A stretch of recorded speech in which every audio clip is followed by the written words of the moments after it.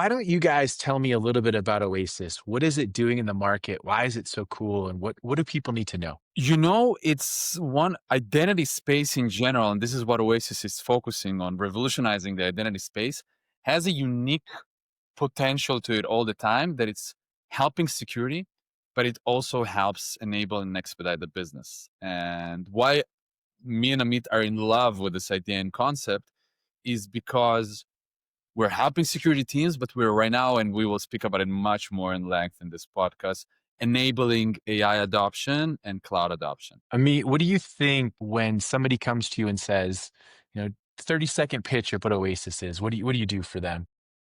Yeah. So Oasis enables the business by allowing identity teams, right, to create and manage throughout the full life cycle of their non-human identities and agents, right? So prior to Oasis, identity teams were mostly focusing on human management, right, with traditional tools, but they couldn't really manage the agents and non-human identity they have to handle and govern.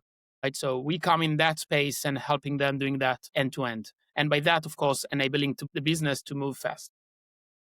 Love it. Danny, I'm going to ask this question of you. You were co-founded, you built Oasis kind of before the agentic AI wave for the most part. What signals told you that those non-human identities, the NHIs, would explode and what everyone else was missing? It was a very simple math, right? Like if in order to operate Danny to be active in a system, you need one identity that is called Danny at whatever, right?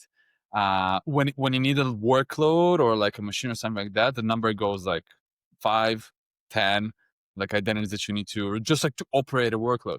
Now, when you realize that like for every person in your organization, you're operating like dozens of workloads, automations, and now speaking agents, right? The math is very clear. We're talking about like 100x on accounts. So It's this kind of insane. Yeah, no, go ahead. Sorry. It's insane. Keep going, please. just like and the interesting part is that we were used to live in this Moore's law world, right? When like more infrastructure creating more value, right? That was like what my father was teaching me, what my grandfather was teaching me, right? And today you have like, dude, like we have enough infrastructure. The question is that what do we do with that? And it all blends to like I was asking another friend of mine, I was like, like if you're giving an agent today an access to all of your system, like how much value can you get? It's like endless amount of value. It's like, and then you realize that the Moore's law world is like it is the world of the past. We're like right now in Yeah. the access world. It's insane how quickly that law kind of has changed. I'm curious. I'm going to take this NHI component a little further. What do you think is one of the hardest technical problems when we focus on the NHI security? Is it discovery at scale? Is it trust ownership? What does that look like? How do you solve for it? Yeah.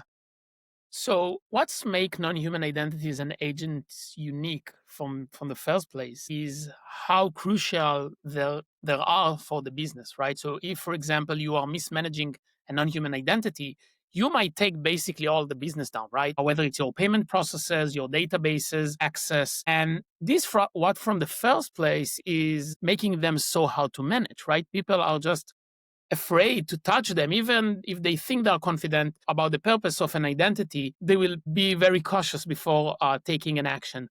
So one of the hardest challenges is providing from the technical perspective to provide this context, right, of what's the purpose of this identity, what is actually it's doing, what access it has, and what access it's usually also mostly using before you can take any action. That's from the technical perspective, right? From the business processes perspective is how we as a platform, as a product, how we gain this trust, moving together with them to be very confident while taking these actions, right? No one wants to be blamed on taking to take the operations down, especially not before the holidays, of course. So this is both from the technical and the business processes side of things. We're ripe for a CrowdStrike or Microsoft blue screen of death while somebody goes on Thanksgiving. So we'll see if that happens again. But